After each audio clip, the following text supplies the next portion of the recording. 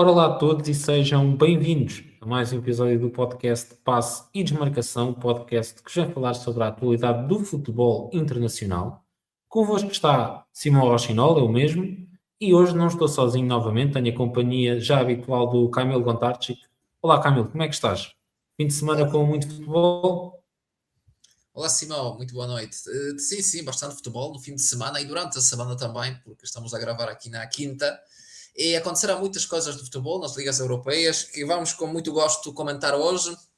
A nossa tarefa aqui, trabalho para casa que sempre temos, ver vários jogos e depois partilhar as nossas observações com os nossos ouvintes. Exatamente, e sem mais demoras vamos começar desta vez pelo Campeonato Espanhol e por um novo campeão, ou melhor, um bicampeão. O Barcelona venceu o Real Madrid por 2-0 no Camp Nou, num jogo sem grande história, o Barcelona foi claramente superior e celebrou a conquista de mais um título espanhol.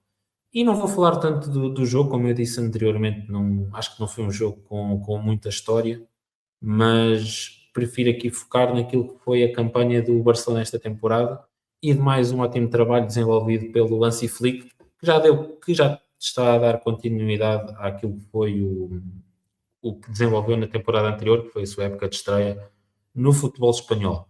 Destaques deste Barcelona de 2025-2026. À semelhança do ano anterior, a soberba qualidade ofensiva desta equipa.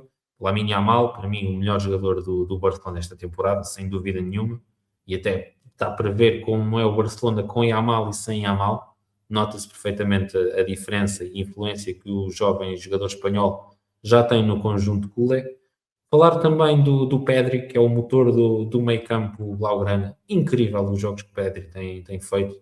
E de pensar que ainda é um jovem. Creio que ele está com uns 24 anos, ainda tem muito para dar e, mais uma vez, fundamental a ditar os ritmos do jogo no meio campo do Barcelona.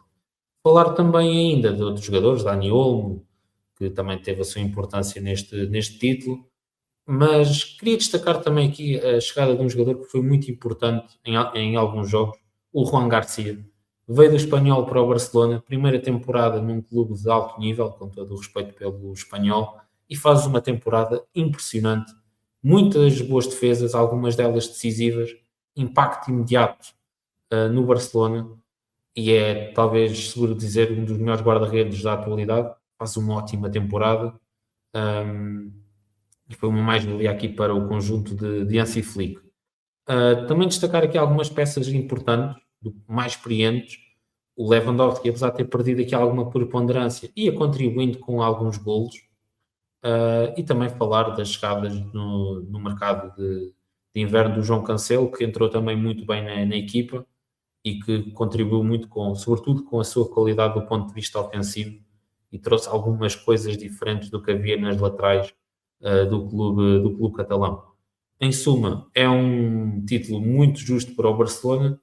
Andou ali ao início atrás do Real Madrid, a partir do momento em que se apanha na liderança, não dá qualquer hipótese aos merengues, e depois aqui nesta fase final, creio que no último mês e meio, o Real Madrid perde imensos pontos e facilita muito a vida ao Barcelona, que já estava a fazer um campeonato bastante bom e tranquilo.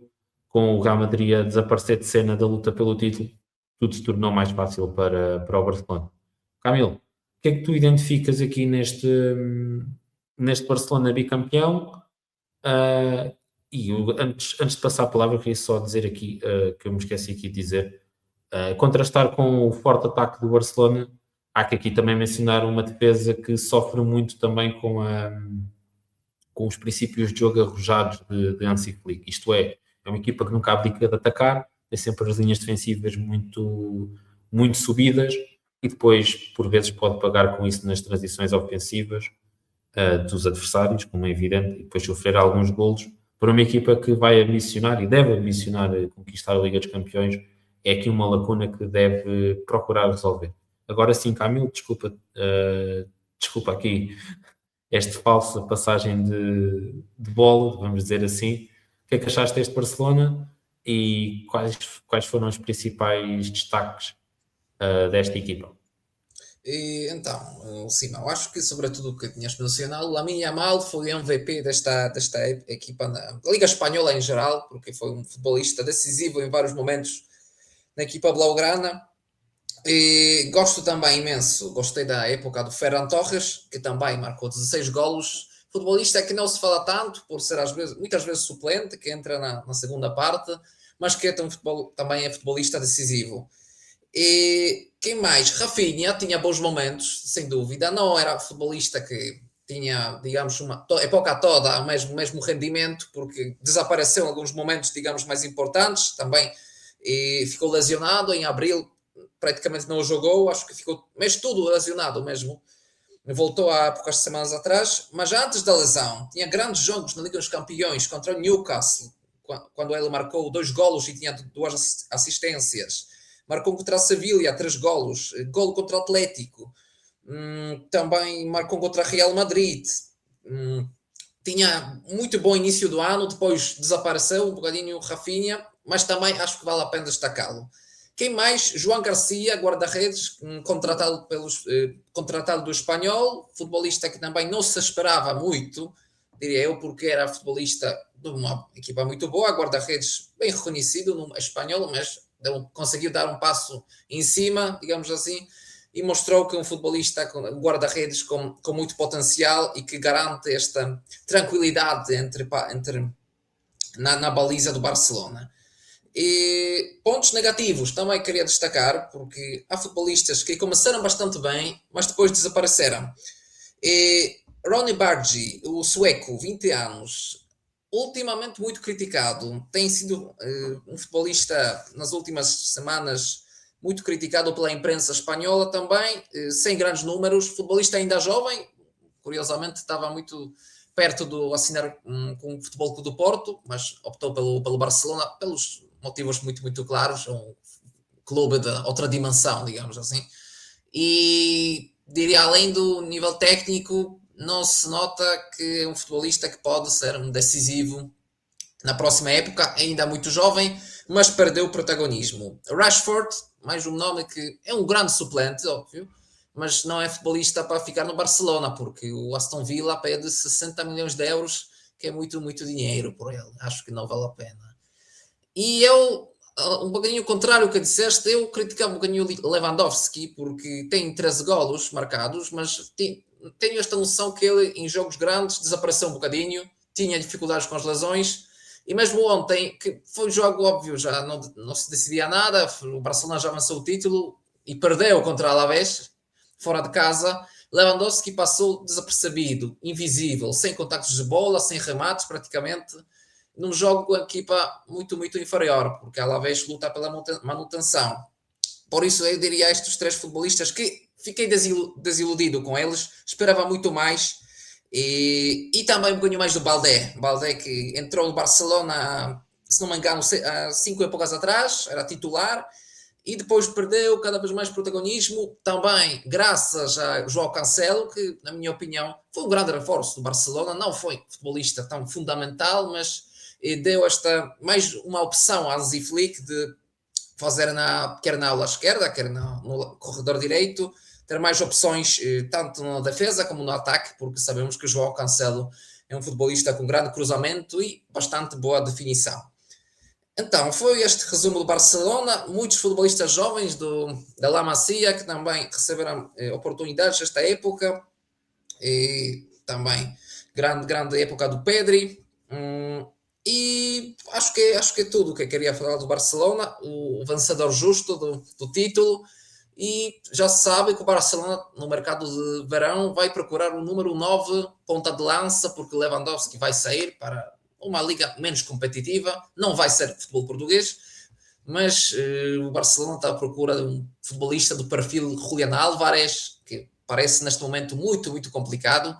Outro avançado que tenha esta facilidade de marcar e jogar também com a equipa, com o ADN do Hansi Flick, que é um futebolista, diria, mais estilo Harry Kane, para executar estas ocasiões que tem. E vamos ver, vai ser um mercado muito, muito interessante para o Barcelona, mas, como já tinha dito, é um vencedor justo deste título do Campeonato Espanhol.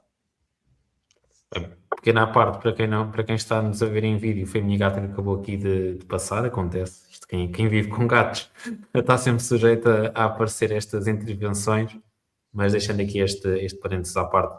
Queria só aqui acrescentar, antes de passarmos a outro tema, falaste na formação, eu queria falar aqui de um caso neste Barcelona, que é do Marco Bernal, que ele na temporada anterior estava a entrar como titular com Hansi Flick e sofreu uma grave lesão na perna que o tirou de fora de competição quase um ano. E estamos a falar de um miúdo que tinha, creio que 18 anos na altura, agora está com 19 e conseguiu recuperar bem dessa lesão que sofreu, essa lesão muito grave, e somou muitos minutos esta temporada. Mostra aqui duas coisas, que é confiança que o treinador tem no jogador, apesar daquilo que lhe aconteceu, e também que o jogador conseguiu retribuir essa confiança que lhe foi depositada, não só com qualidade de jogo, mas também com muito comprometimento com o que é o Barcelona e com o que é esta ideia de jogo. E aqui também se vê a forma como o Flick se conseguiu também adaptar à cultura do Barcelona, não esquecem do seu ADN alemão, de constante pressing, de ataque constante, linhas subidas, aquele futebol que nos dá gosto de ver jogar com muitos golos, sempre muita agitação, mas também saber aquilo que é o contexto onde está inserido. Eu acho que nisso Flick mostrou ser um treinador bastante inteligente.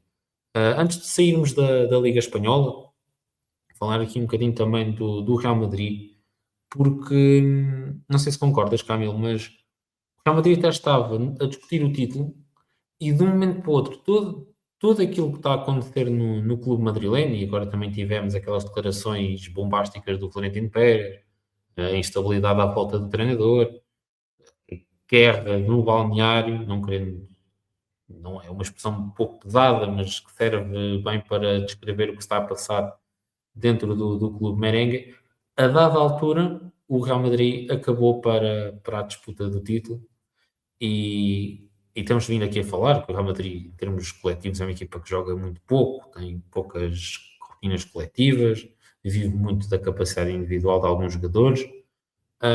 Camilo, para fechar aqui o tema Liga Espanhola e falando aqui do principal derrotado nesta luta pelo título, que foi o Real Madrid, uh, o que é que tu vês aqui de problemático nesta equipa? Ou se é as guerrinhas de balneário, se é a instabilidade no comando técnico, se é o Florentino Pérez a sair à rua só para dizer: olha, venham disputar eleições comigo, apesar de quase ninguém o conseguir fazer, segundo os estatutos do clube.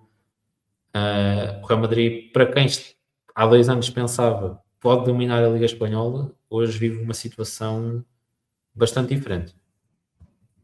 Sim, certo. Eu acho que estes conflitos no balneário começaram com Xabi Alonso, que, de acordo à imprensa espanhola, fazia muito parte teórica durante os treinos também, antes do jogo, depois do jogo, muitas horas, e vários futebolistas, como o Dani Carvajal, literalmente adormeceram durante as suas aulas táticas, que acho que o Real Madrid não precisa deste tipo de treinador. Acho que precisa mais do técnico, não tanto no nível da tática, porque os futebolistas sabem, mas da organização, de um líder que os futebolistas respeitam e um canhão tem medo, como era com o Zidane, como era com o Ancelotti. Mas, sobretudo, gosto muito, imenso do perfil Zidane, porque não um treinador que tenta inventar algumas coisas no jogo do Real Madrid. Ele só manda, deixa o futebolista jogar, ou seja, só organiza estas peças que dá alguns pequenos conselhos, mas deixa o futebolista jogar e, sobretudo, sente-se respeitado no balneário.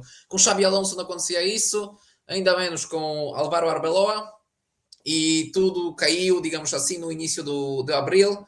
Derrota com Mallorca, fora de casa, derrota com Bayern, em casa, Liga dos Campeões, empate com Girona, e mais uma derrota com o Bayern, e tudo começou a cair, mesmo assim que o Real Madrid já não conseguiu recuperar esta desvantagem dos pontos, e a última derrota com o Barcelona no El Clássico foi foi o início do fim do Real Madrid aqui nesta época.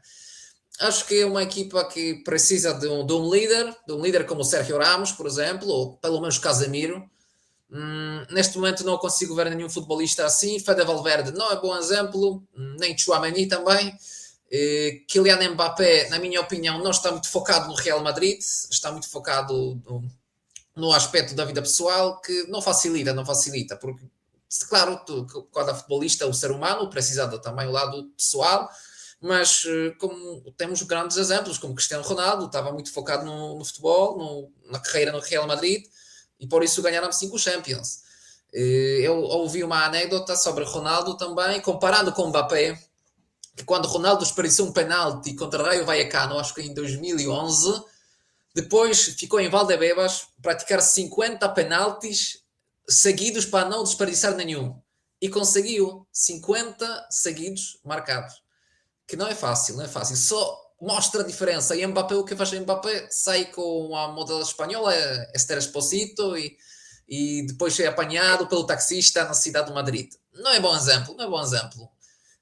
Mostra que este balneário tem muitas dificuldades, por isso Florentino Pérez saiu, fez uma conferência de imprensa um bocadinho ridícula, porque falava de uma forma que não corresponde ao presidente do Real Madrid, a mandar que, por exemplo, as mulheres que não sabem nada de futebol escrevem artigos para os jornais ABC e criticam o Real Madrid.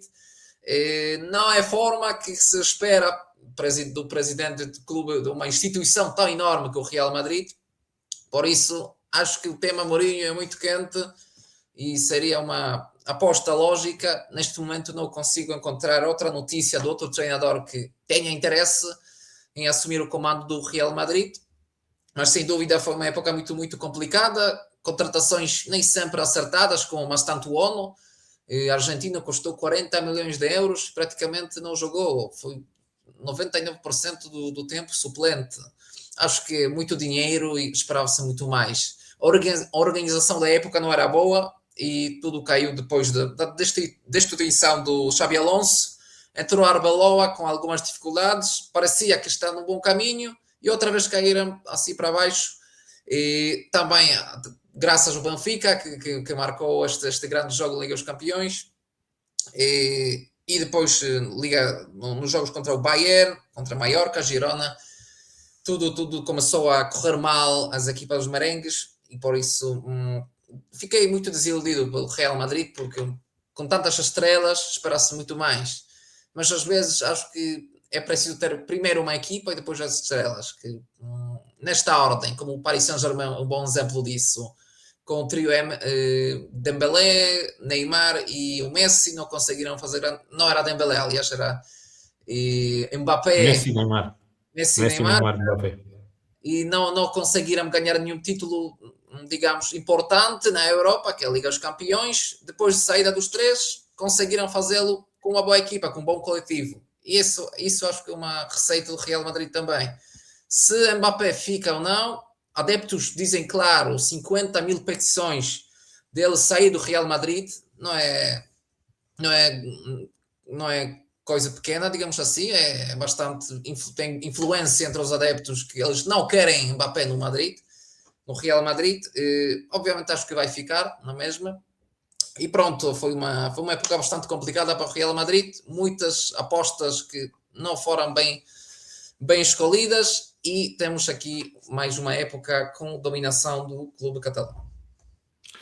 E vamos seguir, vou aproveitar a tua segue há pouco do Paris Saint-Germain para passarmos a mais um campeão coroado nesta semana, ontem. O Paris Saint-Germain venceu fora o Lens por 2-0 e conquistou o seu 5º título consecutivo, pentacampeonato para a equipa comandada por Luís Henrique, num ano em que eu acho que o PSG foi de menos a mais, em termos de performance e de capacidade física. Foi uma equipa que disputou a temporada passada até muito tarde, foi até à final do Mundial de Clubes, houve pouco tempo de descanso, e isso também se refletiu na parte inicial da temporada, mas em termos de rendimento a equipa foi subindo de forma, um futebol praticado muito interessante, como tem sido, aliás, imagem de marca do Luís Henrique desde que está no clube francês.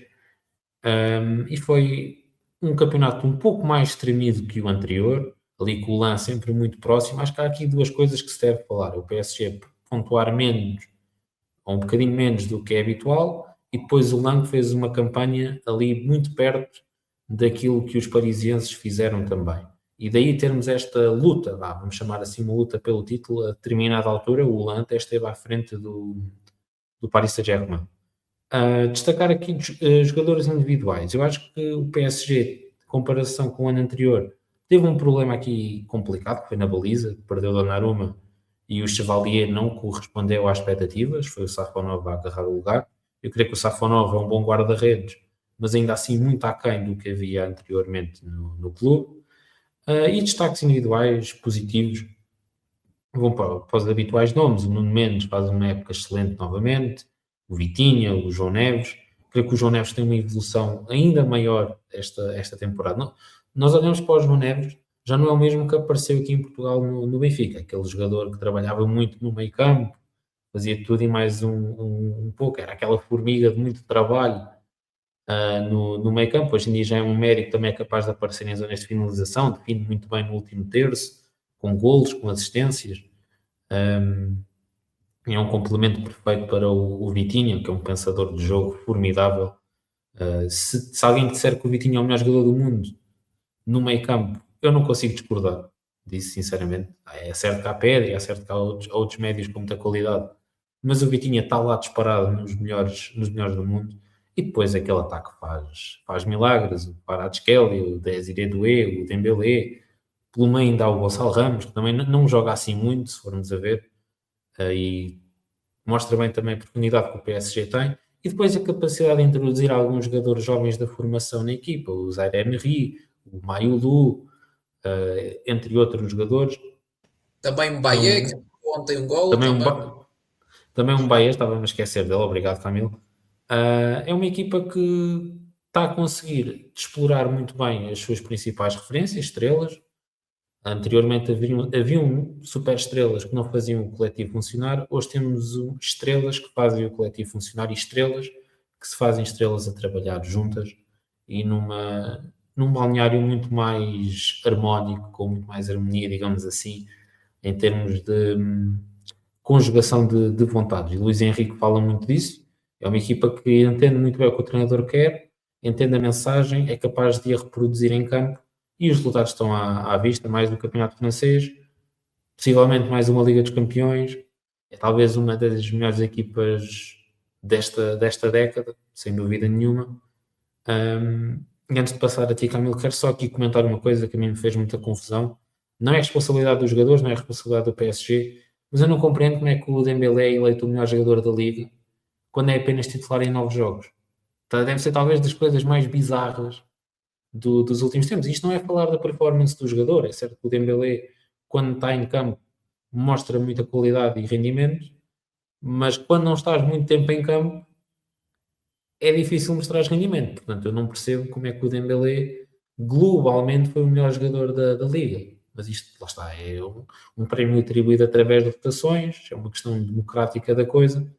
A meu ver, é mal atribuído não pela qualidade do jogador, mas pela irregularidade em termos de minutos. Tudo bem que é devido a lesões e a gerir ali a condição física do jogador, que pelos vistos não é a melhor. Agora, não compreendo esta atribuição de prémios, mas regra geral é um título super justo do PSG e uma nota muito positiva para o LAN, que levou isto praticamente até ao final. É um grande trabalho do Pierre Sage, já temos falado aqui muitas vezes.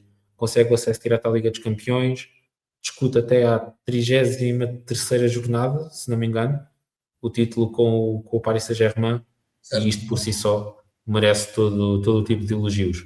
Camilo, o que é que identificas aqui no sucesso do PSG?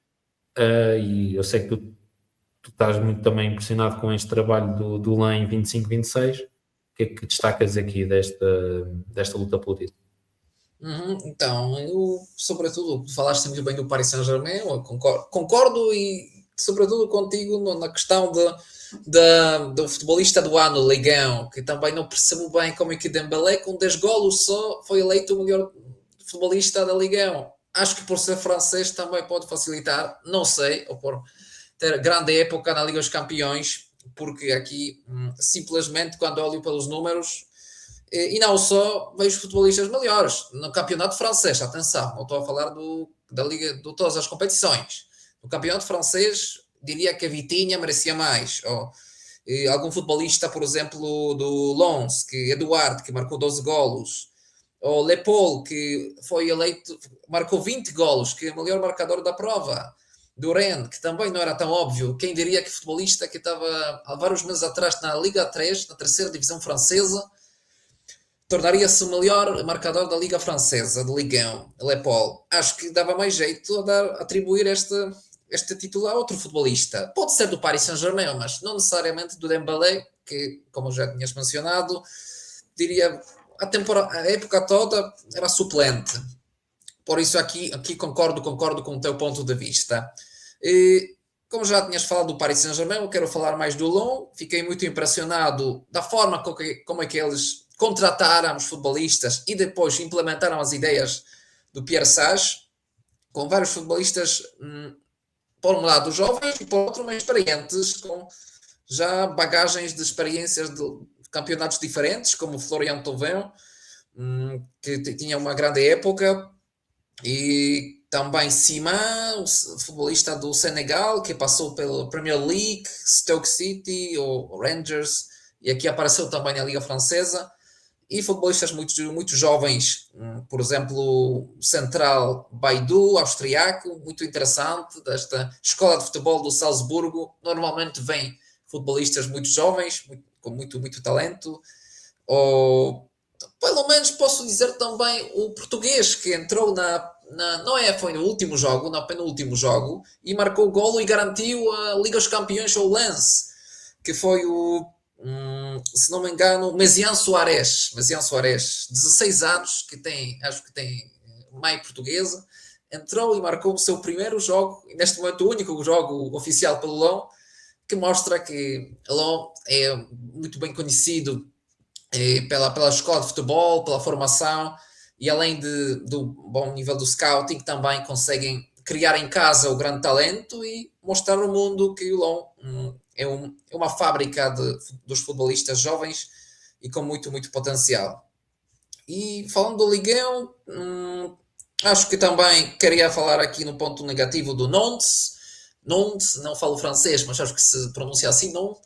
Penúltimo classificado, equipa com grande história, com muita massa adepta também em França.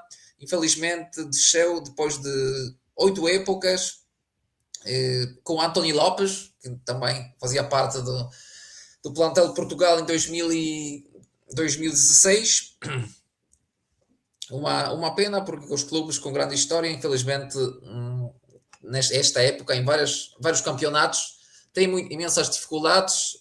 Não é um dos exemplos, mas se depois falarmos de outros campeonatos, podemos ver que quer o Tottenham, quer o Sevilha, também quer o Wolfsburgo na Alemanha, são estes exemplos que história não joga. O que joga é a atualidade. Por isso, esta pequena nota também, não só olhar para essa parte em cima, mas também para a parte para baixo da tabela da Liga Francesa. E acho que com esta nota podemos seguir com outro campeonato. Não sei o que achas, Simão, ou tens mais para... Vamos seguir para o próximo tema, e vamos agora viajar até a Inglaterra, falar aqui um bocadinho daquilo que tem sido a luta pelo título nos últimos dias, nas últimas jornadas, até porque o City teve que repor o calendário em dia. Venceu ontem o Crystal Palace por 3-0. Já no fim de semana tinha vencido o Bournemouth também por 3-0.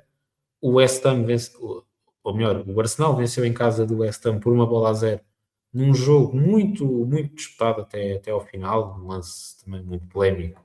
Mas nós também não vamos falar aqui de lances polémicos, nós não discutimos arbitragem, deixamos isso para outros painéis.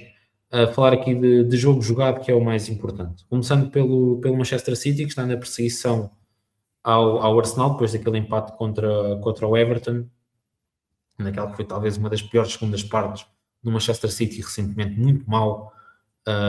Há mérito do Everton naquilo que faz no jogo. Atenção, nós não podemos tirar o mérito também às outras equipas, mas do ponto de vista do Manchester City foi muito mal em termos de erros individuais, incapacidade de sair da primeira zona de construção, chegar à baliza adversária. Depois, quando efetivamente está a perder, é que acaba por subir em termos de rendimento. E o Doku, que é para mim o principal destaque do City nos últimos tempos, é incrível o que faz Jeremy Doku, ao Camilo. O Doku, para quem vê atentamente os jogos do City, o City tem muito. Agora, neste jogo contra o Crystal Palace, isso não se viu, até porque o Guardiola aproveitou para rodar algumas peças, até a pensar no jogo da final da Taça de Inglaterra no sábado frente ao Chelsea, que nós iremos falar no próximo episódio, quase certeza. Mas muito da forma de jogar do City, da forma de tentar atacar a baliza adversária, tem sido muito através disto. O O'Reilly parte como lateral esquerdo, joga por dentro, arrasta o seu marcador, e quem dá largura é o Doku. E o Doku muitas vezes tem este movimento que é, recebe a bola, muitas vezes do GI, ele recebe a bola, atrai não um, mas atrai dois. Aquele movimento, vai, agora vem para aqui. Como quem diz, tu sabes o que é que ele vai fazer. É aquele movimento característico dos extremos, ou de alguns extremos, não só de agora, mas de outros tempos, que é, ele tem a bola, tu sabes o que é que ele vai fazer, mas não sabes quando é que ele vai fazer. E é isto que torna este extremo mais puro, e o Doku traz muito isso ao jogo do City, é essa imprevisibilidade, que é, tu sabes o que é que sai dali, mas não consegues travar.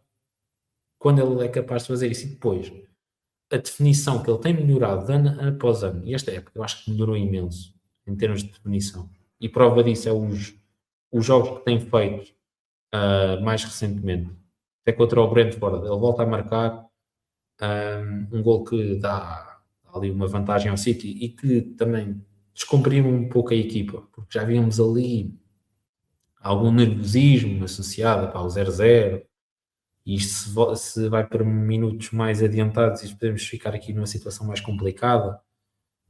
E tens visto o Doku, que era alguém que quando chegou não dominava de toda a finalização e a capacidade de definir ali no último terço, a conseguir fazer isso.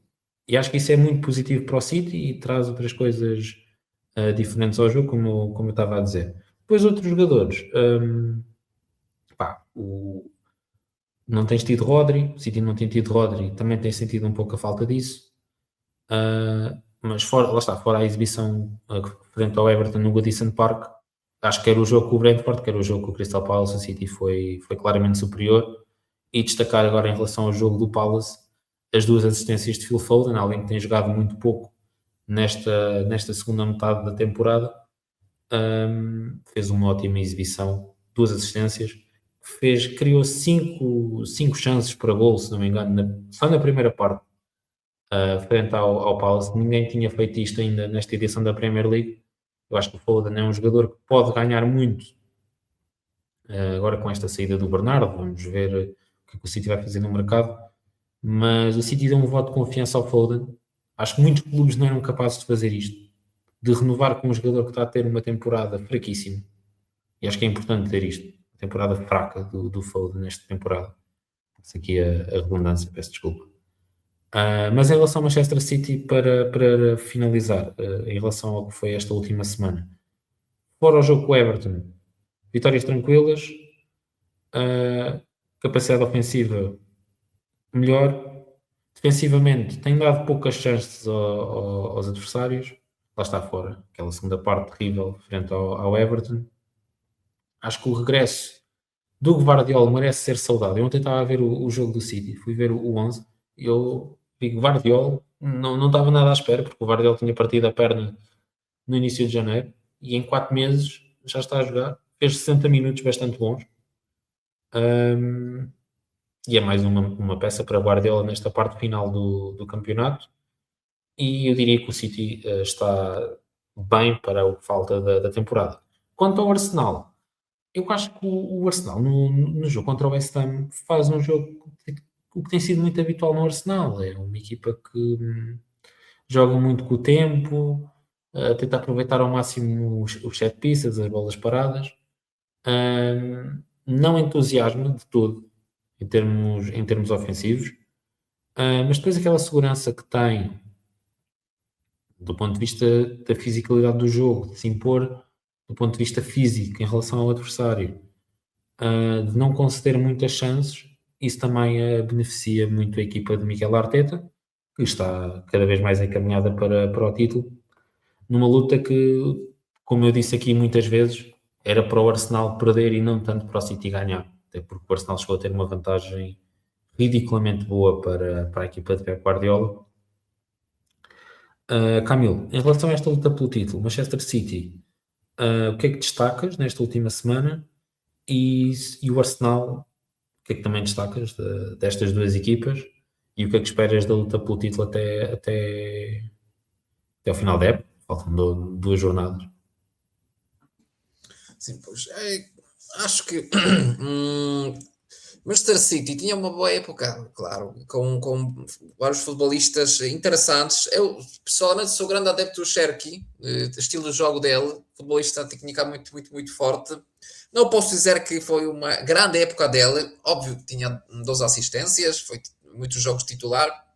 Não sei se será o melhor, também não consegui acompanhar todos os jogos do Manchester City como tu, mas pelos vistos, acho que Doku e Cherki foram duas peças bastante importantes nesta equipa do City, obviamente com Bernardo Silva. Na equipa do Arsenal, queria também fazer uma pequena pergunta para ti, o que achas da época do Gyökeres, porque fala-se muito do Gyökeres, que tinha grandes épocas no Sporting, e no Arsenal marcou 14 golos, que obviamente não é um resultado mal, negativo, mas acho que um futebolista no nível do Arsenal, a equipa que joga primeiro na final da Liga dos Campeões e luta pelo título inglês, não sei se não se esperavam números ainda superiores, porque o Gyökeres também custou bastante dinheiro e o objetivo do Arsenal era garantir pelo menos 20, 25 gols na época. Ele conseguiu 14, até final da época acho que pode chegar a 18, 19 golos, mas queria perguntar-te o que achas do Gyökeres no Arsenal, se foi mesmo uma boa época dele ou custou-lhe um bocadinho a adaptação do futebol inglês? Olha, Camilo, eu acho que o Gyökeres, se formos a ver no geral, eu acho que é uma boa temporada. E eu Uhum. vou-te explicar porquê. Eu acho que nós também, de regra geral, pensava-se que o Gyökeres ia fazer dezenas de golos, três dezenas de golos, andar ali perto dos números do Haaland. E eu acho que isso era um bocado irrealista. E não é pelo Gyökeres não ter qualidade, acho que é um avançado com muita qualidade e não nos podemos, não podemos ir contra isso. Acho que tem muita qualidade, quer no receber na profundidade, na finalização, dá muitas soluções à sua equipa, desgasta muito os centrais, tem muitos recursos no seu jogo.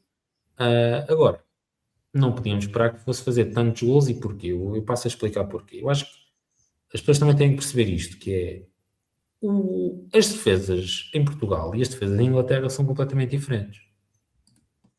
E as características do Gyökeres eram aqui as mesmas como são em Inglaterra. Uhum. Agora, na fisicalidade, que é também por muito aquilo que o Gyökeres também se distingue no seu jogo, ah, a Inglaterra tem mais dificuldades em mostrar isso, ou em ser mais superior. Vejamos, nas linhas, contra as linhas defensivas em Portugal, onde se calhar os centrais têm menos capacidade física, menor velocidade, se calhar jogar também, muitas vezes, linhas subidas, depois têm mais dificuldade em acompanhar este tipo de jogadores. O Gyökeres safava-se muito bem. Passa aqui, peço desculpa à expressão, mas conseguia fazer coisas muito boas, quer na finalização, quer em arrastar marcações, quer para ele marcar, quer para os colegas aparecerem para finalizar no espaço entre linhas. Hum, Era tudo isso mais possível, havia mais esse espaço. Era um jogador muito acima dos outros. Em Inglaterra isso não acontece. Já tem centrais que são capazes de o igualar ou até de ser superior do ponto de vista físico, dão-lhe menos margem de manobra, até porque, pronto, sobretudo nos grandes jogos, as equipas procuram ter esses pormenores muito estudados, não é? E vou dar aqui um exemplo. Para quem viu o jogo do City contra o Arsenal, creio que na taça da Liga Inglesa, na final, o Kuzanov andava a vigiar o Gyökeres constantemente. E depois, para se perceber aqui o paralelismo, o Kuzanov é um central que se distingue muito pela velocidade. E por ir ao choque, e por não ter problemas nenhuns se tiver que fazer carrinho, faz. Se tiver que arriscar, arrisca. E depois o Gyökeres ou tem dificuldades contra esse tipo de centrais, ou então não consegue mostrar tão bem as suas qualidades. Agora, para um avançado que chega à Inglaterra, marca 20 gols, eu creio que ele tem 20 gols, ou perto disso, já pelo Arsenal nesta época. Quem faz isso no primeiro ano na Inglaterra não é nada mal. Até porque, se não me engano, só há dois jogadores no campeonato inglês que têm mais de 20 gols esta época, que é o Haaland e o Igor Thiago. E já são jogadores com alguns anos no futebol inglês. Creio que o Igor Thiago deve estar na segunda época, por aí. Agora, no geral, é um bom ano do Gyökeres no Arsenal, quer em termos coletivos, quer em termos individuais. Teve que lidar ao início com o diferente do futebol inglês para o português, como é evidente. Poderá ter o próximo ano, se calhar, melhor do ponto de vista individual. E depois também há aqui outro fator que as pessoas também que nós devemos ter em conta, que é o Arsenal tinha já uma forma de jogar muito própria, digamos assim, com mecanismos já muito bem definidos, e o Gyökeres é mais uma peça. No Sporting, se calhar era a principal peça, era o principal jogador, era quem fazia a diferença. No Arsenal é mais um. Tens o Saka, tens o Trossard, tens o Eze, tens o Odegaard, tens outros jogadores, Martinelli, Madueke, pronto, um ataque com muita gente que podes tirar e pôr, e qualidade pode não ficar igual, mas fica parecido. No Sporting não, ele não tinha isso, era o Gyökeres, se calhar havia ali outros jogadores do ponto de vista ofensivo também bons, Arden, mas muito, exato, mas com uma qualidade muito, muito dispara do Gyökeres. Lá claro. está, são mundos completamente diferentes. São mundos completamente diferentes. É um jogador que resumindo, era um jogador que em Portugal era muito acima dos outros e nada contra isso. Nada contra isso. O jogador tem muita qualidade, ele não tem culpa de jogar contra jogadores abaixo do nível dele. Ele faz aquilo que é pago para fazer. Aqui falando brevemente. Agora no Arsenal encontrou dificuldades, está a saber dar a volta a elas e, a meu ver, é um ótimo ano do avançado sueco, que vai estar no Mundial 2026 e ainda está a lutar por Premier League e por Champions. Isso. Não sei se queres dizer mais alguma coisa aqui em relação a este tema. Acho que não, acho que não. Só queria aqui, estava a ver aqui futebolistas, melhores marcadores da Liga Inglesa e senti-me um bocadinho velho, porque eu vejo aqui Danny Welbeck, que me lembro ainda do Manchester United e Arsenal, e está no Brighton já com 35 anos, mas com 13 golos, que também é bom número, porque nem imaginava isso, por acaso. Para um avançado de 35 anos que joga numa equipa de meio da tabela em Inglaterra, Sim, sim, nada mal, são excelentes números. claro. Pequena nota, já agora, desculpa Camilo, já que falas no Brighton, não tem muito a ver com o tema.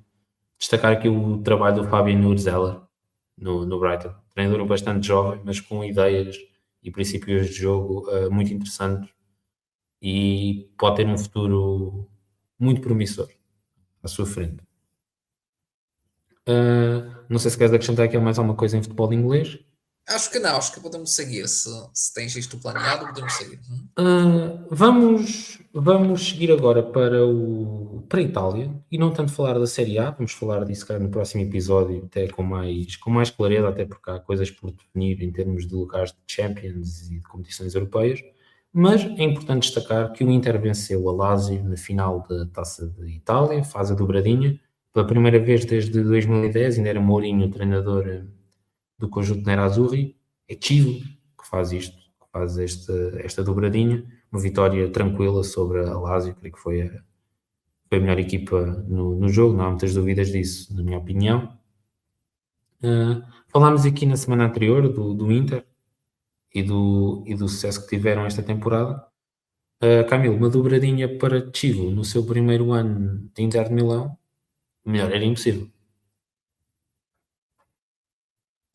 Pois, eu obviamente não esperava muito do Chivo, sinceramente não sou grande adepto deste treinador, preferia muito mais o Inter do Simone Inzaghi do que desta equipa do Chivo, mas grande mérito também para ele, merece este destaque nosso podcast, porque ontem venceu a Taça da Itália e também é campeão supostamente, provavelmente, não sei se já é oficial, mas também é campeão da Itália. Não sei se isso já Já, é oficial, já é. já nós abordámos isso no episódio anterior. Certo, é verdade, sim, sim. Se é tanto futebol que a gente esquece às vezes. É Certo, verdade, é verdade. certo. Então, falando dos números, dos títulos, é uma boa época do Chivo, mas aqui no contexto mais internacional, na Liga dos Campeões, é uma pequena desilusão, porque perder com o Bodo Glimt, acho que podemos dizer que foi abaixo das expectativas.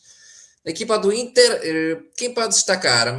O Lautaro Martínez, claro que é um futebolista, já lenda do Inter, como na altura era Eto'o, Sneijder, hoje falamos do Lautaro Martínez, que obviamente está aqui na sua, se não me engano, oitava época no Inter, sempre com bons números, sempre com os bons números. Federico Di Marco, o lateral com um cruzamento espetacular, e o último passo espetacular, tem 18 assistências só na Série A, que parece um número extraordinário, extraordinário. Juro que acho que não existe nenhum extremo nas top 5 ligas europeias que tem estes números. Para veres bem, desculpa, Camilo, para veres bem, o Di Marco tem quase tantas assistências na Série A como o Bruno Fernandes na Premier League. Sim, sim, sim, mostra a qualidade dele, o Frederico Di Marco. Exatamente, sim. E Barella também fez uma boa época bastante boa, regular. E a Kanji, por acaso, gosto deste tipo de central, que passou pelo City também, que tinha a possibilidade de ver várias vezes. Mas no Inter é titular indiscutível, 33 jogos na Série A, um central bastante seguro, com bom longo passe também, forte nos duelos físicos, bom jogo de cabeça. Acho que é um título merecido pelo Inter, como também vários nomes experientes, como o Mkhitaryan, ou o Zielinski, ou também futebolistas como Dumfries ou Bastoni, que não se sabe se fica ou não. O Barcelona gostava imenso de contratá-lo, e o Bastoni tem este desejo de tentar experimentar uma liga diferente, mas sem dúvida o Bastoni é uma peça também fundamental do Inter, junto com a Akanji e Bisek, fazem esta, não podia dizer dupla, mas os três centrais, esta linha de três centrais no Inter, que mostra também grande qualidade dos três. Três futebolistas com características um bocadinho diferentes, mas mostra também que o Inter tem uma mistura, diria eu, talento com experiência, e tudo implementando bem pelo Chivo, ex-futebolista e hoje treinador do Inter.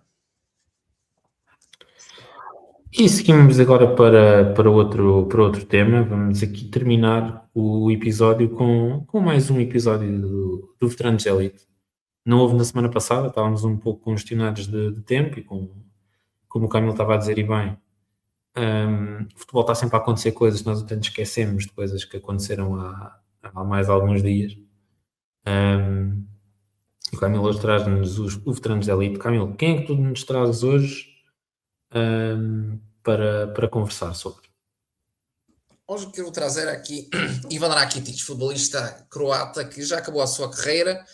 Hoje desempenha outro papel no futebol, é diretor técnico da equipa da Croácia e do Split, mas eu quero falar mais das suas ambições de sua carreira como futebolista, porque é um percurso bastante interessante. O Rakitic ele nasceu na Alemanha, porque com a sua mãe é imigrante croata e o pai é alemão.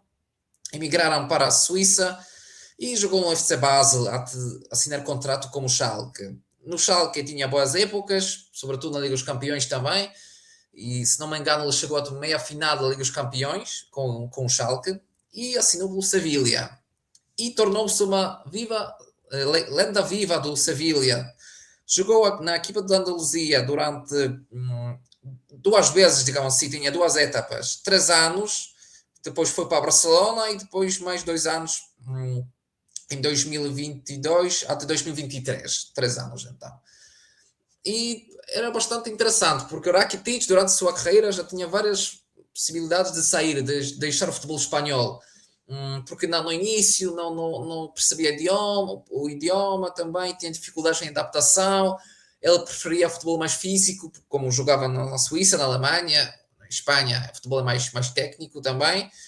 E ela contou uma anedota bastante interessante, que o que é que ele ajudou a adaptar-se ao futebol espanhol? E não era o treinador, nem Luís Henrique, nem treinador do Emery, de Sevilha. O que ele motivou para trabalhar mais e evoluir taticamente era a sua namorada, que ele disse que tinha este objetivo de ficar em Espanha e apesar de tudo difícil, ele quer primeiro ser futebolista fundamental do Sevilha e outro casar-se com uma mulher espanhola. E disse que praticava tantas vezes e treinava tantas vezes no Sevilha para ser um futebolista fundamental do Sevilha. Depois assinou com o Barcelona, no Barcelona também ganhou a Liga dos Campeões e ele, entretanto, sempre tinha algumas propostas dos campeonatos da China, dos Estados Unidos, rejeitava todos porque adaptou-se perfeitamente bem a Espanha, Sevilha, Barcelona e voltou outra vez para a Sevilha. E só no início, na última etapa da sua carreira, assinou pela liga, digamos, menos conhecida, aquele de futebol saudita, mas também passou meio ano no Al-Shabaab e terminou a sua carreira no seu país, no Hajduk Split.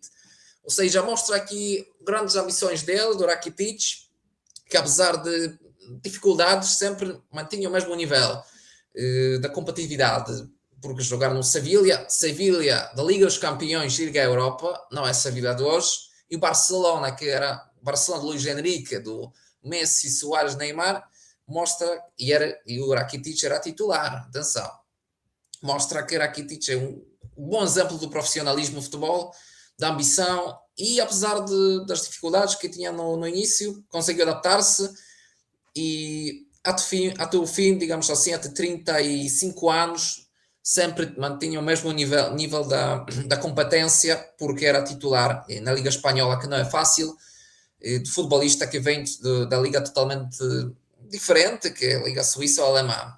E assim concluindo, tinha também bom percurso na seleção nacional da Croácia, chegou à final do Mundial, e acho que futebolista que há vários futebolistas croatas, como Modric, Mandzukic, que passaram imenso tempo nas ligas top 5, digamos assim, no nível mais alto possível, mais competitivo possível, mesmo assim recebendo várias propostas do Meio Oriente, dos Estados Unidos, da China. Mostra alguma tendência deste país que cria futebolistas mesmo que sempre querem mais, sempre querem assim, ficar no patamar mais elevado do futebol. E o Rakitic é um bom exemplo disso. Olha, eu digo que o Rakitic foi um dos médios que eu gostei muito de ver quando, quando ainda estava no Prime, digamos assim. Não esquecer o Barcelona, falaste do Barcelona de 2015, foi o último ano creio que foi o último ano do Xavi no Barcelona, já estávamos a ter aquela transição do Busquets, Iniesta, Xavi, desse mítico meio campo, e já entraram outras peças, o Rakitic foi uma delas. E já vimos muito Rakitic, Iniesta, Busquets no meio campo. Foi um médio fantástico. No Prime foi o que mais me recordo foi dele no Barcelona, no Sevilha também fantástico. Creio que ele venceu Ligas Europa no Sevilha. Falaste que ele passou no Schalke, eu creio que ele foi colega de equipa do Neuer. Foi, da... Sim. Lá está o grande Schalke de outros tempos, que agora vai estar de regresso à Bundesliga.